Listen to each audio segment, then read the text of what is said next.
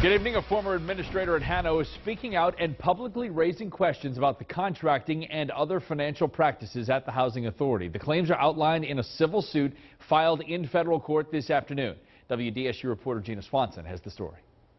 I think people have been troubled by Hano in the past. We put every effort in to fix Hano, especially the finance department. Ronald McIntyre was brought in from Washington, D.C. to oversee the finances of the Housing Authority of New Orleans. McIntyre was hired by then administrative receiver David Gilmore, but he says their relationship soured when he started to question how the Housing Authority handed out contracts. David Gilmore and Hano steered contracts to his friends.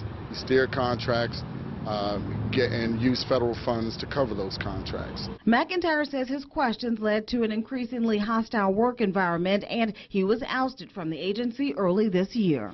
The day after I notified him in writing that I was going to the EEOC and to the Inspector General, and I did, I was terminated. McIntyre filed this civil suit in federal court Wednesday afternoon. It alleges that Gilmore violated public bid laws and let vendors determine their charges and fees without the scrutiny of the finance department. We had situations where we had vendors that were committing fraud, outright fraud, that I brought to his attention. It is the latest for an agency that has long been wrought with problems and under federal oversight for more than a decade. Hano returned to local control with a new director earlier this month.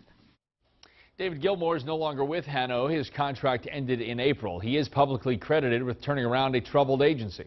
Attempts to contact Mr. Gilmore this evening were not successful. A spokesperson for Hano tells us that they cannot comment on pending litigation. A big meeting tomorrow.